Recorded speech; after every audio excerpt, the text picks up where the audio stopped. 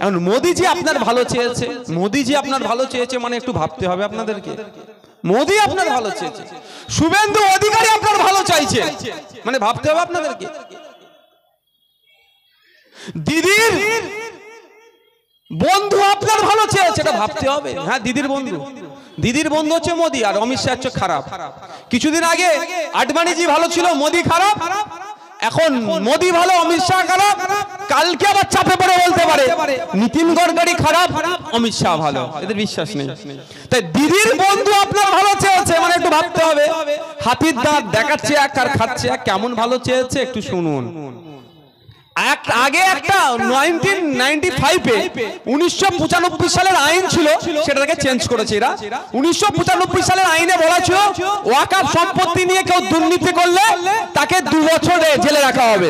আর মোদি আপনার ভালো চেয়ে ওইটা 2 বছরের জেলটা সরিয়ে 1.5 বছর হাঁটিয়ে দিয়ে মাত্র 6 মাস জেল করছে। মানে কি, যত পারিস তোরা ওয়াকফ সম্পত্তি লুটে নিয়ে 6 মাস জেল খাটার পরে তুই সম্পত্তি।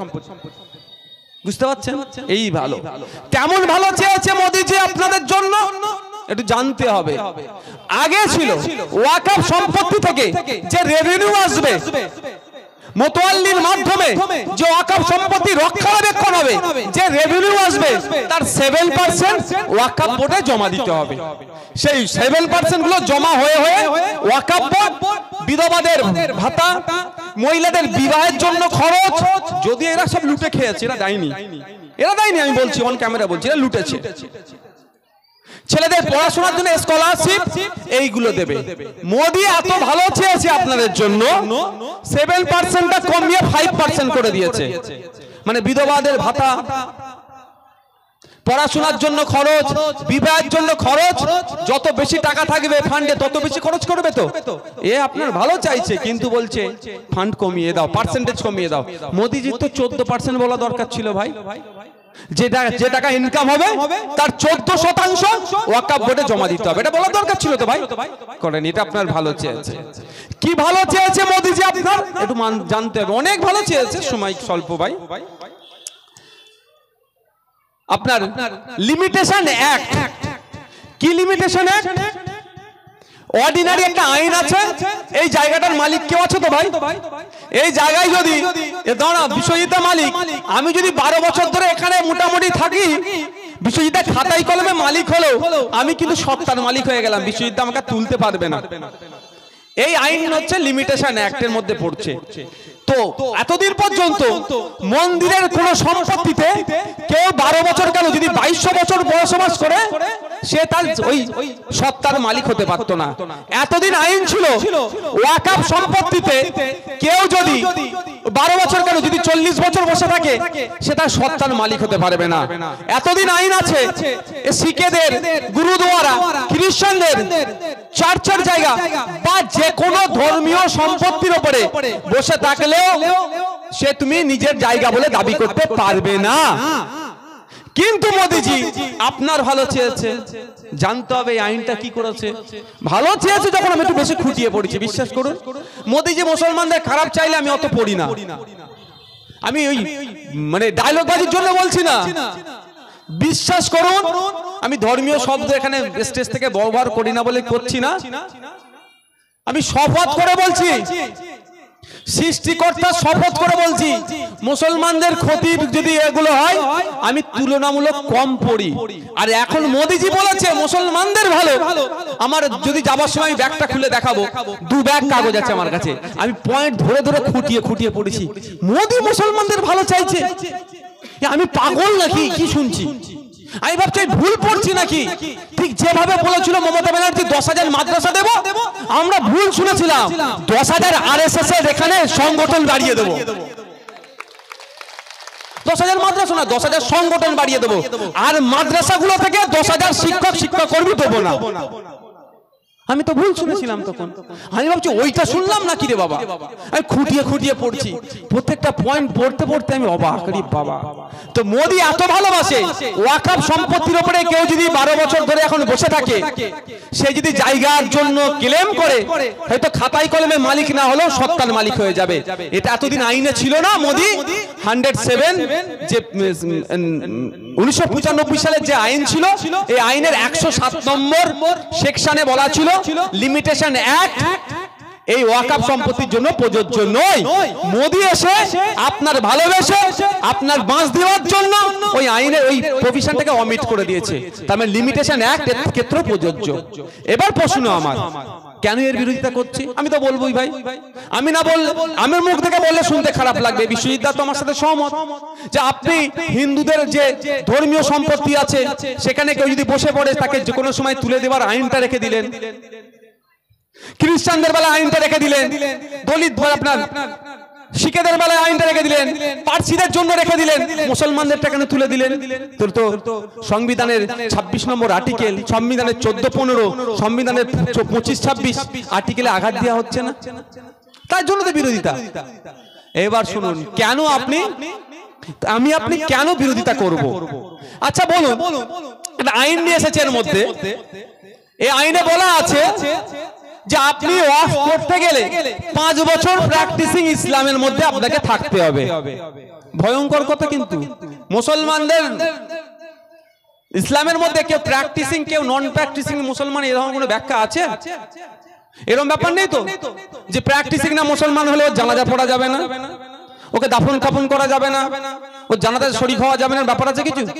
কিন্তু নতুন মোদিজি যে আইন নিয়ে এসেছে, গোড়া পুরো বেঁধে দিচ্ছে, নতুন করে আর আপনি ওয়াকফ করতে পারবেন না। আইন আপনার জন্য বলছে উপকার হচ্ছে, কিন্তু নতুন করে আর ওয়াকফ করতে পারবেন না। কেমন? 5 বছর আপনাকে অনুশীলনের মুসলমান হতে হবে। প্র্যাকটিসিং এর বাংলা আমি যদি বলি অনুশীলন, মানে বুঝতে পারছেন? এবার আপনি ধরুন না ওয়াকফ করতে চাইলেন সম্পত্তি, আল্লাহর নামেও করতে পারেন, আপনার ছেলের নামেও করতে পারেন। ওয়াকফ তো বিভিন্ন ভাবে করা যায়। আর যারা বলছে না ওয়াকফ মানে সব আল্লাহর সম্পত্তি, এটা ভুল কথা বলছে ভাই, এটা ভুল কথা বলছে। ওয়াকফ 2 রকম হয়, ওয়াকফে লিল্লাহ, ওয়াকফে আওলাদ।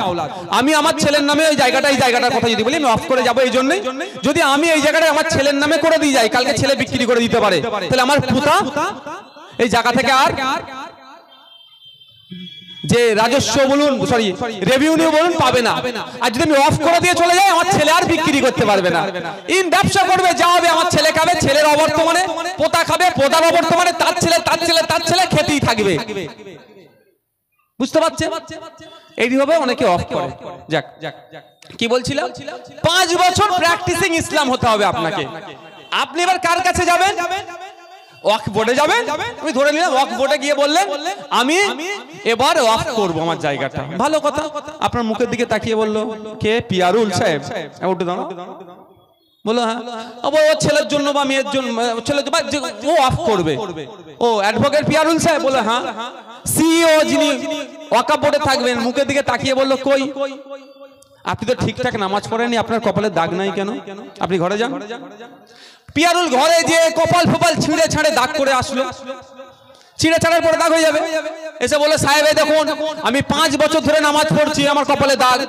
ঠিক আছে, এইবারে 29টা রোজা ছিল, তুমি 27টা রোজা রেখেছো, 2টো ছেড়ে দিয়েছো, হবে না। আবার 5 বছর পরে আসবে, যদি একবার রোজা ছেড়ে দিয়েছে, তাহলে পিছনের 5 বছরের সবটা তো গেল। মানে এই ধরনের ফিতনা তৈরি করবে। আমি বোঝানোর জন্য বলছি, তোমার দাড়িটা ঠিকঠাক হচ্ছে না তো, গোপটা একটু বড় কেন, বোঝানোর জন্য বলছি। মানে আপনাকে বলবে আপনি ইসলামের যে নির্দেশনা আছে আপনি মেনে চলেননি। 5 বছর ইসলামের পুরো নির্দেশনা আপনাকে মেনে চলতে হবে। পারবেন? এই পারবেন? এখানে কেউ আছে ভাই বলতে পারবেন? একটা ছেড়ে যাবে না? হয়ে যায় তো। নামাজ আমরা কাজা পড়ে নিই না ভাই, কাজা হয়ে মানে সেই প্রভিশনটা আছে তো ভাই, কাজা হয়ে যেতে পারে, ওই জন্য কাজা পড়ে নিতে হয়। তাহলে কি বলবে, তুমি কাজা কেন করেছো? তুমি নামাজ কাজাটা পড়ুনি, তাহলে আপনি নতুন করে আর ওয়াকফ করতে পারবেন না। মোদি আপনাকে ভালোবেসে আইন নিয়ে এসেছে, কিন্তু আপনাকে নতুন করে ওয়াকফ করার জায়গা রাখছে না। আরো কি ভালোবাসেছে একটু শুনবেন মোদিজি আপনাকে? কারা শুনবেন একটু হাত তুলুন তো, এনার্জি মানে লস হয়ে যাচ্ছে। এই এনার্জি আছে তো ভাই? এই দূরের আছে এনার্জি? হ্যাঁ আছে তো নাকি? এনার্জি লস হচ্ছে না তো ভাই? না আমি বকে যাচ্ছি। হ্যাঁ আরে আর 2 মিনিট মতো টাইম আছে। মোদিজি করি তো শেষ হয়ে গেল সময়, তাহলে দিদিকে কখন ধরবো? আচ্ছা লাস্ট বলে দিই, ওয়াক বাই ইউজারটাকে শেষ করে দিচ্ছে। সারা ভারতবর্ষে যা সম্পত্তি আছে তার 50% ওয়াক বাই ইউজার, অর্থাৎ মৌখিক দান। এবার মৌখিক দানটাকে মোদিজি যে নতুন আইন করেছে সেটাকে ইনভ্যালিড, অবৈধ ঘোষণা করছে। যদি অবৈধ ঘোষণা যদি এটা করতো যে এই আইন তৈরি হয়েছে এরপরে কেউ মৌখিক দান করলে সেটা আর গ্রাহ্য হবে না, তাহলে মেনে নিতে পারতাম। শুরুতে বললাম মোদির বন্ধুদের ভালো ভালো জায়গার প্রতি নজর পড়েছে, ওটা নেওয়ার ধান্দা। ওয়াক বাই ইউজার কেমন? আপনার এলাকার কবরস্থান ওয়াকফ আছে তো ভাই? 40 বছর 50 বছর 100 বছর ধরে কি হয়েছে? এই কুতুব ভাইয়ের দাদু দিয়েছে, জমিদার ছিল, এই যাও এরা তোমরা কবর দেবে, গ্রামের মানুষ কবর দিচ্ছ, বাপ দাদু হয়ে আসছে তো ও কি ওয়াফ করে গিয়েছিল? কিন্তু কুতুব ভাই দাদু বলেছে মৌখিক হয়ে গেছে তো হয়ে গেছে। মোদি আপনাকে ভালোবেসে ওই আইনটা তুলে দিচ্ছে, তুলে দিয়েছে। শুধু নয়, যেদিন থেকে আইন পাস হচ্ছে তারপর থেকে নয়, প্রথম থেকে যে থেকে ওয়াকফ হয়েছে সেই থেকে আজ পর্যন্ত যে ওয়াকফ সম্পত্তিগুলো আছে সেগুলো কি হবে? লুটে নেবে। এই ধান্দা এরা করেছে। এবার বলুন ওয়াক বাই ইউজার বৈধ কি অবৈধ? আমি কটার কথা বলছি। মুসলিম পার্সোনাল লয়ের কথা আমি ছেড়ে দিলাম, মুসলিম পার্সোনাল লয়ের কথা আমি ছেড়ে দিলাম।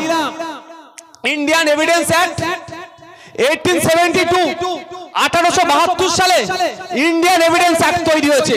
সেই অ্যাক্ট অনুযায়ী এই ওয়াক বাই ইউজার বৈধ। ইন্ডিয়ান কন্ট্রাক্ট অ্যাক্ট 1872 এই আইন অনুযায়ী ওয়াক বাই ইউজার বৈধ। আপনার ট্রান্সফার অফ প্রপার্টি অ্যাক্ট 1882 এই আইন অনুযায়ী এই ওয়াক বাই ইউজার বৈধ। শুধু তাই নয়, সুপ্রিম কোর্টে অনেক মামলা হয়েছে, ওই মামলাতে ওয়াক বাই ইউজারকে সুপ্রিম কোর্ট বৈধ হিসাবে স্বীকৃতি দিয়েছে। মোদিজি আপনাকে এত ভালোবাসে এইগুলো তুলে দিতে চাইছে সুপ্রিম কোর্টের মামলার। আমি একটা উদাহরণ দিচ্ছি, লিয়াকত আলী বনাম মোহাম্মদ জামিল মামলা। সুপ্রিম কোর্টের ওয়েবসাইটে গিয়ে সার্চ করলে পেয়ে যাবেন। লিয়াকত আলী বনাম মোহাম্মদ জামিল মামলা 2000 সালের জাজমেন্ট বেরিয়েছে, দেখলে দেখা যাবে। ওখানে ওয়াক বাই ইউজারকে বৈধ ঘোষণা করেছে। আমি একটা কথা বলে শেষ করে দেব। মমতা ব্যানার্জি বলছেন যে আমি থাকতে কোনো অসুবিধা নাই, আপনারা নিশ্চিন্তে থাকুন। সত্যি আমি তো আমার এই মিটিং করার দরকার পড়তো না, আমি মিটিং করতাম না যদি দুটো কাজ করতো। দুটো কাজ যদি মমতা ব্যানার্জি করতো, আমি মমতা ব্যানার্জিকে এইরকম মিটিং যদিও করতাম দাঁড়িয়ে ধন্যবাদ জানাতাম। প্রথম কাজ কি? বিধানসভায় এই আইনের বিরুদ্ধে একটা রেজুলেশন আনতে হবে যে পশ্চিমবাংলা সরকার এই আইনকে বিরোধিতা করছে, ওই রেজুলেশন পাস করাতে হবে। পাস করানোর পরেই সুপ্রিম কোর্টে গিয়ে মামলা করবে। এই দুটো কাজ যদি মমতা ব্যানার্জি করে, আমার মুখে মমতা ব্যানার্জির বিরোধিতা শুনলেও আমি মমতা ব্যানার্জির এই কাজকে সমর্থন করব, আমি ধন্যবাদ জানাবো। উনি করছেন? গভর্নমেন্ট কোনো অর্ডার দিয়েছেন, কোনো নোটিফিকেশন দিয়েছেন? ওনার মনে হয়েছে বলে দিয়েছে, আপনাকে আমাকে বিশ্বাস করতে হবে? মুখের কথাই ভাই এই দেশ চলে না। এই দেশ পেপারের ভিত্তিতে চলে। কার কাছে পেপার আছে তার ভিত্তিতে চলবে, আর আইনের উপরে চলবে। আপনার আমার মুখের কথায় আইন হয় না। তো মমতা ব্যানার্জি আপনাকে বলে কি করছে? চুপ করিয়ে রাখতে চাইছে। কেন বারবার বলছে বলুন তো যে দিল্লিতে গিয়ে আন্দোলন করুন, এখানে করবেন না কেন? এইটা হচ্ছে পশ্চিম বাংলাটা আন্দোলন করার এখন উর্বর মাটি। কারণ উত্তরপ্রদেশে আন্দোলন করতে গেলে অপদার্থ যোগী সরকার নাগরিকের অধিকার কেড়ে নিচ্ছে, আন্দোলন করতে দিচ্ছে না। আসামে আন্দোলন করতে দিচ্ছে না, বিজেপি পরিচালিত রাজ্যগুলোতে আন্দোলন করতে দিচ্ছে না। এটা তো মোদি বিরোধী রাজ্য। মমতা তো বলছে মোদির বিরুদ্ধে, তাই এই সুযোগ এসেছে। মমতা তো বলছে বিজেপির বিরুদ্ধে, তাহলে আমরা সবাই একসাথে বিজেপির বিরুদ্ধে ক্রিকেট ময়দানে যেতে চাই। মমতা কেন আটকাচ্ছে ভাই? এই তো সুযোগ, মমতা দার সুযোগ করে দেওয়া, আরো বেশি করে পুলিশ প্রশাসনকে দিয়ে দেওয়া। তবে হ্যাঁ, শান্তিপূর্ণ। যেখানে অশান্তি হবে সেই আন্দোলনের সাথে নওশাদ সিদ্দিকী নাই। বরঞ্চ পুলিশকে বলবো যারা অশান্তি করবে একটা ওনা ছাড় পায়। বুঝতে পারছেন কি বলছি? আরো তো বেশি বেশি করে মমতা ব্যানার্জি বলা দরকার, ঘন ঘন তোরা মাসে মাসে ব্রিগেড ভরা। কি ভাই? কারণ বিজেপির বিরুদ্ধে তো কথাটা বলা হচ্ছে, কেন্দ্র সরকারের বিরুদ্ধে বলছে, উনিও তো কেন্দ্র সরকারের বিরুদ্ধে ভাই, তাই না? কি বলছি বুঝে আসছে? এইখানে যদি আন্দোলন হয় উত্তরপ্রদেশের মানুষ জাগ্রত হবে, বাংলায় আন্দোলন হলে আসামের মানুষ জাগ্রত হবে, বাংলায় আন্দোলন হলে কর্ণাটকের মানুষ জাগ্রত হবে, বাংলায় আন্দোলন হলে তামিলনাড়ুর মানুষ সাহস পাবে, বাংলায় আন্দোলন হলে দিল্লির মানুষ সাহস পাবে, বাংলায় আন্দোলন হলে মহারাষ্ট্রের মানুষ সাহস পাবে, বাংলায় আন্দোলন হলে সারা ভারতবর্ষে বিজেপি বিরোধী শক্তিগুলো সাহস পাবে। এটা মমতা ব্যানার্জি চাইছেন না, এটা উনি চাইছেন না। তার প্রমাণ আমি দিল্লিতে যখন প্রথম দিন সুপ্রিম কোর্টে যাই, একটা লোক আমাকে দূর থেকে দেখছে, আর আমারও সন্দেহ হচ্ছে লোকটাকে মনে হচ্ছে আমার কোনো জানাশোনা হবে। আমি কাছে গিয়ে বলুন, আপনি কি আমাকে চেনেন? ভাঙা ভাঙা হিন্দি, খুব একটা ভালো হিন্দি বলতে পারি না। বললে হ্যাঁ, আমারও মনে হচ্ছে। তখন কথা বলতে বলতে উনি বললেন আমি একটা ন্যাশনাল কনফারেন্সে গিয়েছিলাম দিল্লিতে। ওই তখন হতে হতে ও তখন বললো, মানে আমরা যে কলকাতায় একটা বিশাল র্যালি বার করেছিলাম না, খুব খুশি। বললো আপনারা যে র্যালি বার করেছেন আমাদের তাকত মিলেছে, তবে হ্যাঁ এই যে শান্তিপূর্ণ র্যালি বার করেছেন আমরা তাকত পাচ্ছি। এটাই তো, এখানে লড়াই হবে, দিল্লির মানুষ অক্সিজেন পাবে, এখানে লড়াই পাবে হবে আপনার উত্তরপ্রদেশের মানুষ অক্সিজেন পাবে, আর অক্সিজেন পেলেই বিজেপি কোণঠাসা হবে। আর দিদি তো চাই না বিজেপি কোণঠাসা হোক, বুঝতে পারছেন? এবার আপনারা ডিসিশন নেন কি করবেন। এটা তো অনেক কথা বলছেন, আমি একটা কথা বলছি। টিপু সুলতানের পরিবারের কবরস্থানের উপরে বিল্ডিং বানিয়ে দিচ্ছে আমাদের রাজ্যে। আমাদের ভাঙড়ের কথা বলছি, পাওয়ার গিল্ডের নামে 3 একর জায়গা ছেড়ে দিয়েছে। আচ্ছা, আপনাদের একটা ভয়ঙ্কর কথা বলে যাচ্ছি, আপনাদের যারা কবরস্থান আর মাজার আছে বা মক্তব যেগুলো আছে, আপনারা ফটাফট অনলাইনে সার্চ করে দেখবেন, রেকর্ড নট ফাউন্ড আসছে না তো, একটু দেখে নেবেন আপনারা। ভয়ঙ্কর একটা খেলা চলছে, এই প্রসঙ্গের বাইরে আমি বলছি, ভয়ঙ্কর খেলা চলছে।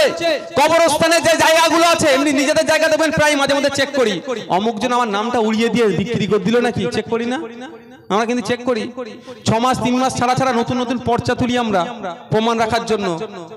আমি ভাই করি, আমাদের যেগুলো আছে করি, কাগজপত্র আমাদের লাগে তো। তাহলে আপনার এলাকার কবরস্থানের জায়গাটা চেক করছেন না কেন? খোঁজ নিয়ে দেখেন তো, রেকর্ড নট ফাউন্ড হয়ে যায় না তো।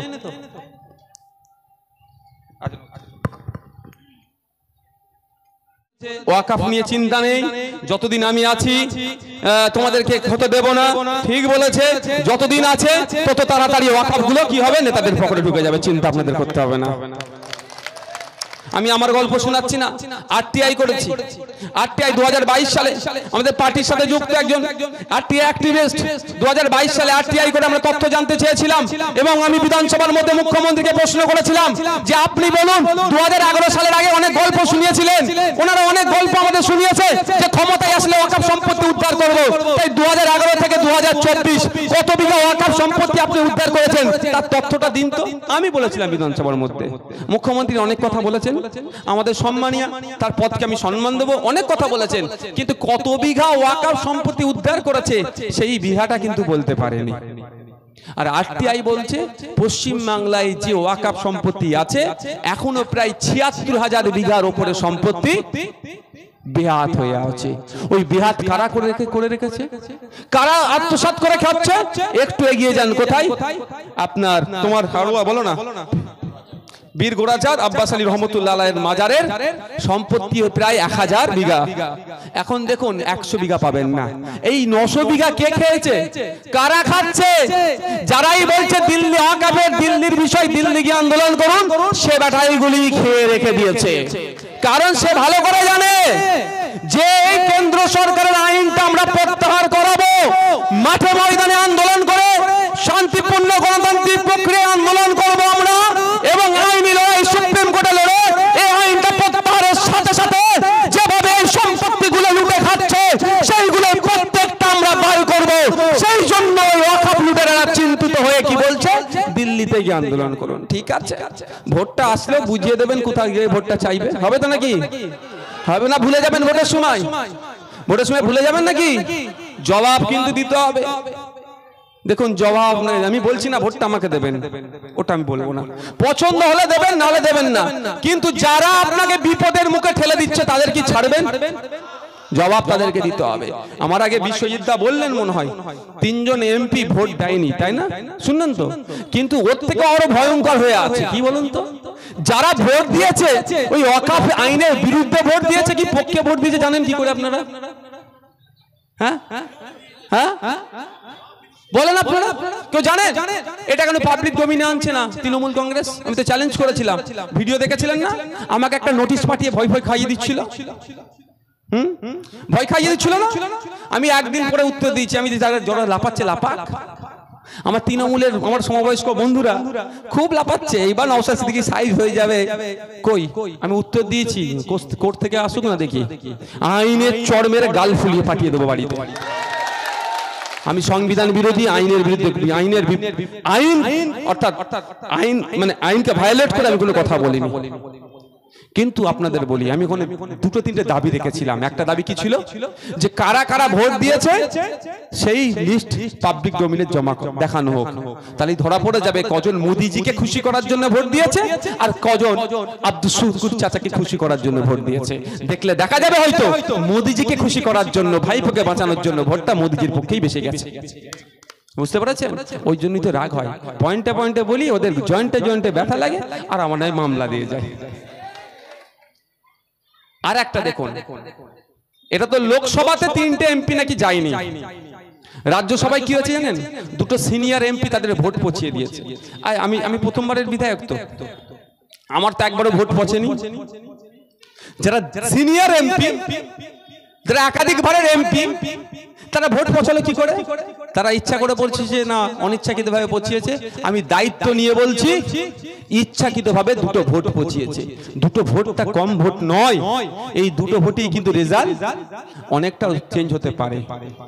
এগুলো মাথায় রাখবেন, এগুলো সুকৌশলে আপনাদেরকে ভুলিয়ে দেওয়া হচ্ছে।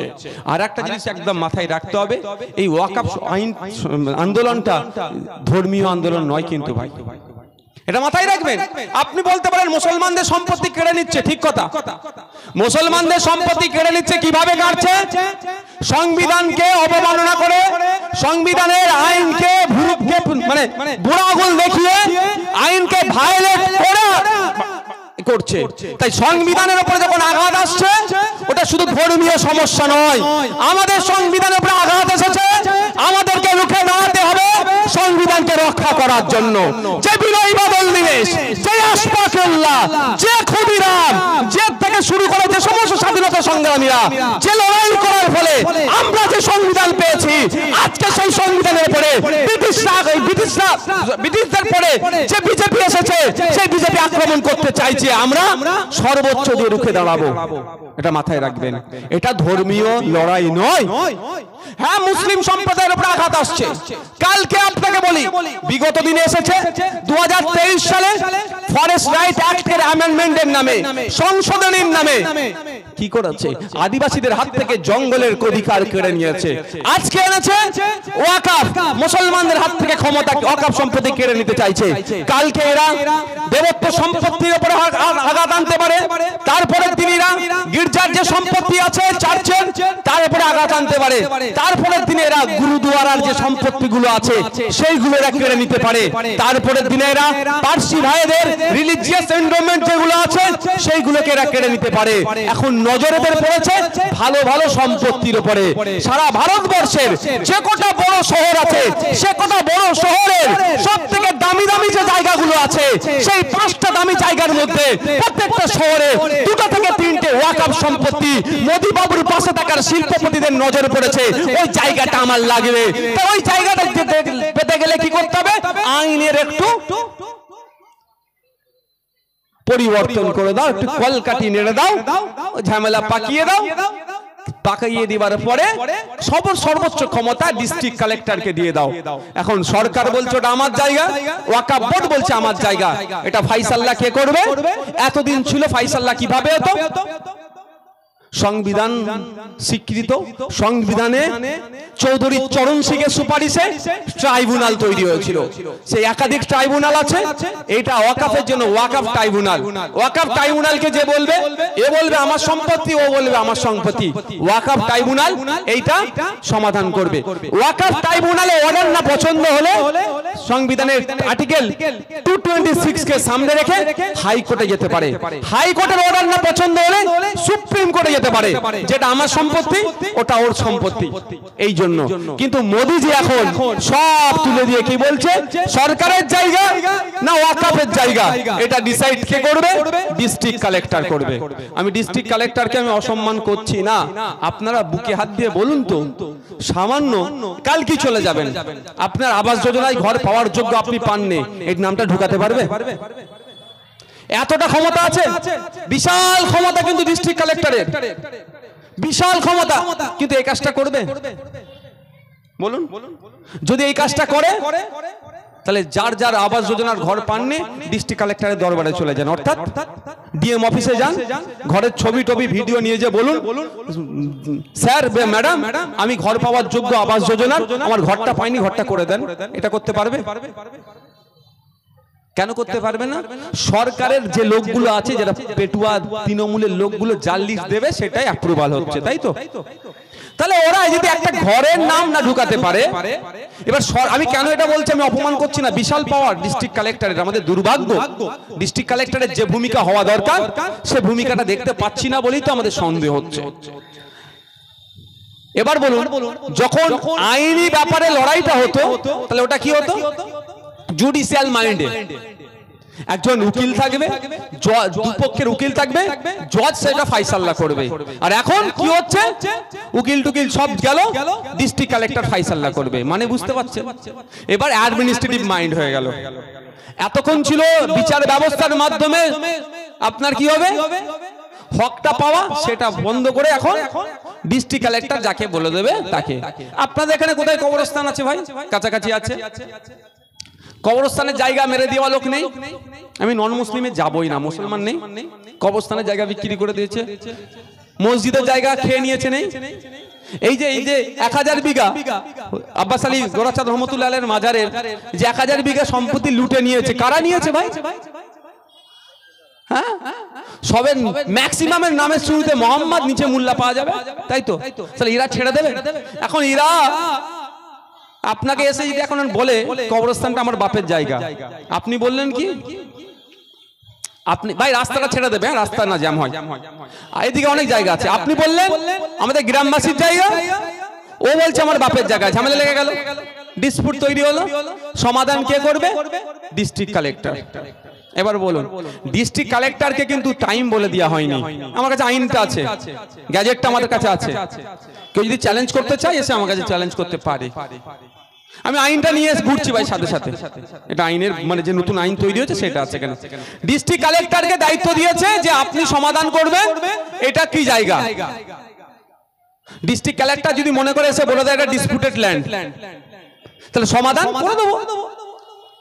10 দিন পরে গিয়ে বললেন স্যার আমাদের তো কবর দিতে অসুবিধা হচ্ছে বা নামাজ পড়তে অসুবিধা হচ্ছে, সমাধান হয়ে যাবে। আরে দাঁড়াও না, ব্যস্ততার মানুষ আমি, একজন ডিস্ট্রিক্ট কালেক্টর, পুরো ডিস্ট্রিক্টকে চালাতে হচ্ছে, স্বাভাবিকভাবে সমাধান হয়ে যাবে। 1 মাস পরে বললেন সমাধান হয়ে যাবে, 2 মাস পরে বললেন সমাধান হয়ে যাবে, 6 মাস পরে সমাধান হয়ে যাবে। এই যদি 40 বছর আটকে রাখে কিচ্ছু করতে পারবেন না, কোনো লিমিটেশন নেই এর মধ্যে। মানে বুঝতে পারছেন কিভাবে ফিতনার মধ্যে ঢুকাতে চাইছে মোদিজি। মোদিজি বলছে আমার মুসলিম সম্প্রদায়ের মায়েদের জন্য ভালো চাই, মোদিজি বলছে মুসলমান গরিবদের জন্য ভালো চাই, মোদিজি বলছে মুসলমান বিধবা মায়েদের জন্য ভালো চাই। আরে বিজেপি মনে হয় ভালো চাই, মুসলমানদের ভালো চাইবে? দেখতে পাচ্ছেন না কি হচ্ছে সারা দেশে? মুসলমানদের ছেড়ে দিন, আমি দায়িত্ব নিয়ে বলছি, আমার ক্যামেরায় রেকর্ড হচ্ছে, এখানকার রেকর্ডটা যেটা হচ্ছে দূরে কাছ থেকে রেকর্ড হচ্ছে, সেটা মোদিজির মতো অমিত শাহজির দরবারে যাবে, সেন্ট্রালের আইবিরাও রেকর্ড করছে। আমি আপনাদের মধ্যে আসে বসে আছি, কেউ আপনাদের মধ্যে কেউ বসে আছে সেন্ট্রালের আইবির কাছে যাবে, মমতা ব্যানার্জির কাছে যাবে, মোদির কাছে যাবে, তাহলে ভুল বললে আমাকে ছেড়ে দেবে? আমি অন ক্যামেরা বলছি মুসলমান তো ছেড়ে দেন, মোদির যে দল চলছে বিজেপি, গরিব হিন্দুদের জন্য এরা ভাবে না, এরা শুধুমাত্র শিল্পপতি পুঁজিপতিদের কথা ভাবে, এরা ব্যবসার কথা ভাবে, গরিবদের জন্য ভাবে না। যদি গরিব হিন্দুদের জন্য ভাবতো, এই লাস্ট যে 50 টাকা গ্যাসের দাম বাড়িয়েছে এটা রেগুলেশন করে দিত যে হিন্দু গরিবদেরকে 50 টাকা দিতে হবে না, মোল্লাদেরকে দিতে হবে, তাই তো নাকি? পেট্রোল ডিজেলের দাম, নিত্য প্রয়োজনীয় জিনিসের দাম হিন্দু ভাইদের জন্য আলাদা রেট নাকি? জ্বলতে হচ্ছে সবাইকেই ভাই, শুধু মুসলমান জ্বলছে? এটা ভালো এরা কোনোদিন আপনার ভালো চায় না। কেমন ভালো চায় না একটা দুটো প্রমাণ দিয়ে আমি বক্তব্য শেষ করব। ওটা শুনবেন না তৃণমূলের দিল্লি গিয়ে আন্দোলন করার কথা শুনবেন? কোনটা? হ্যাঁ হ্যাঁ না না না, সময় হলে তৃণমূলের পর্দা ফাঁস করব।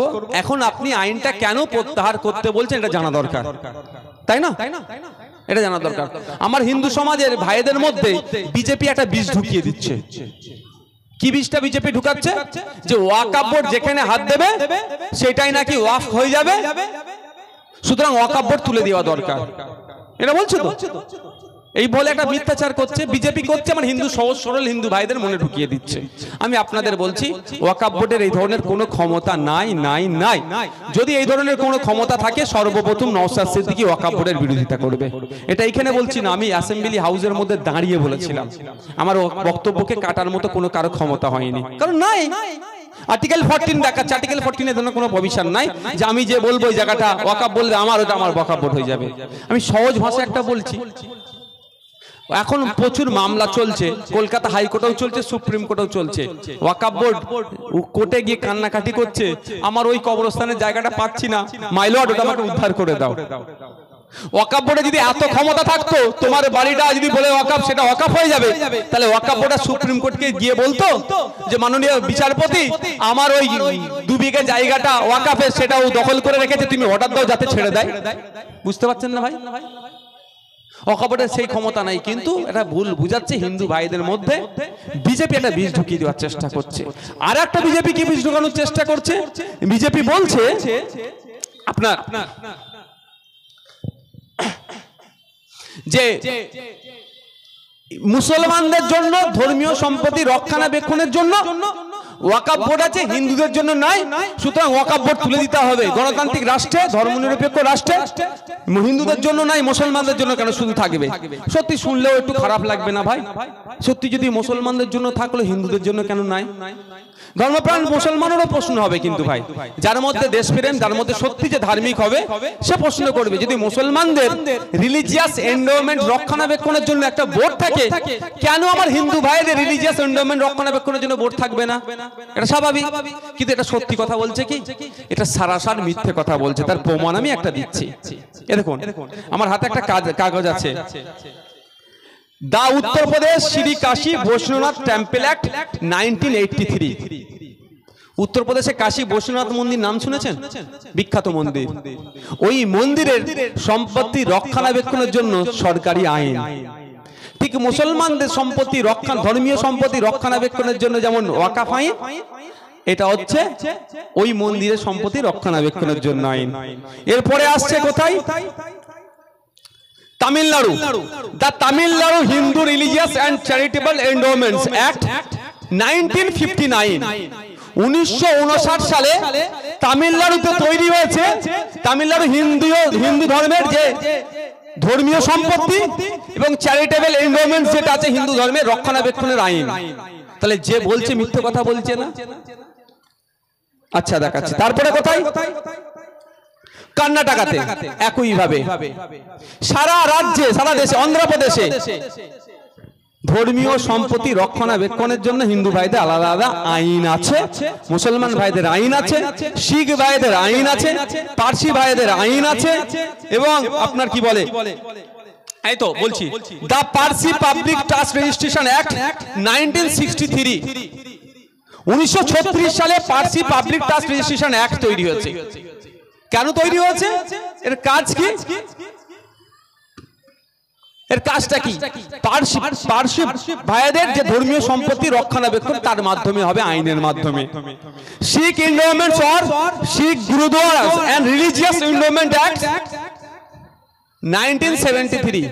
1973 সালে শিখেদের যত গুরুদ্বারা সম্পত্তি আছে সেটা রক্ষণাবেক্ষণ কিভাবে করা যাবে তার আইন তৈরি হয়েছে। আইনে এখানে পুরো পয়েন্টস দেওয়া আছে, কি কি তারা করতে পারবে না পারবে, টোটাল পয়েন্টস দেওয়া আছে। চাইলে আমি শেয়ার করতে পারি আপনাদের কাছে, মানে বুঝতে পারছেন? তাহলে হিন্দু ভাইদের টেম্পল অ্যাক্ট, শিখ ভাইদের গুরুদ্বারা রিলিজিয়াস এন্ডোমেন্ট অ্যাক্ট যেটা আছে, মুসলমানদের ওয়াকফ অ্যাক্ট, সব ধর্মের মানুষের তার ধর্মীয় সম্পত্তি রক্ষণাবেক্ষণের জন্য কি আছে, আলাদা আলাদা আইন আছে। তাহলে বিজেপি যে মিথ্যাচার করছে, আমার এলাকার আমার হিন্দু ভাই যার সাথে আমি দীর্ঘদিন বসবাস করছি, তার মনের মধ্যে যে পাপ ঢুকিয়ে দেওয়ার চেষ্টা করছে, তাহলে আজকের পর থেকে সেগুলো আমরা দায়িত্ব নিয়ে একটু কমাবো তো নাকি? আমার হিন্দু ভাইকে বলবে, এ তো আমার বিশ্বজিৎ দা বসে আছে, বিশ্বজিৎ দা বিখ্যাত এক মন্দিরের নাম বলো, তিরুপতি বালাজি মন্দিরের কথা বললো। এই তিরুপতি বালাজি মন্দিরের আইন আছে, সে আইনে বলা আছে অহিন্দু কেউ এই মন্দিরের কমিটির মধ্যে থাকতে পারবে না। কি ভুল বলেছে নাকি? আপনার কি মনে হয় ভুল বলেছে? একটু ভুল বলেনি। কেন ঠিক বলেছে সেটাও আপনাদের একটু জানতে হবে।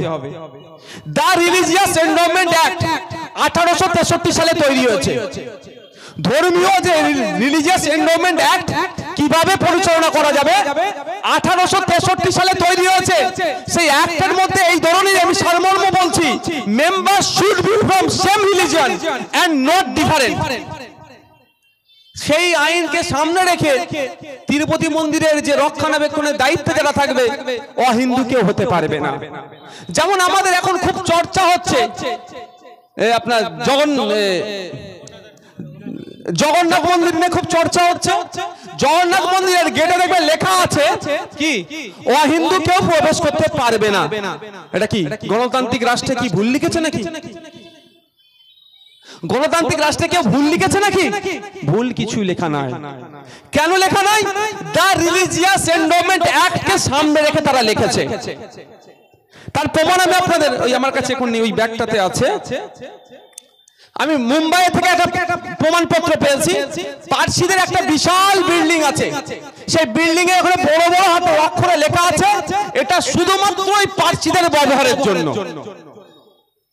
বুঝতে পারছেন না? একটু ফিরে আসি। এই আমারটা তো বুঝতে পারছেন না ভাই? না যদি বুঝতে না পারেন এই তাত্ত্বিক আলোচনা ভাই বন্ধ করে দেবো। আমি শুধু ওই ভাই ওই চোর ও ডাকাত বলার থেকে একটু আপনাদের জানতে হবে কেন এই আইনের বিরোধিতা করছে।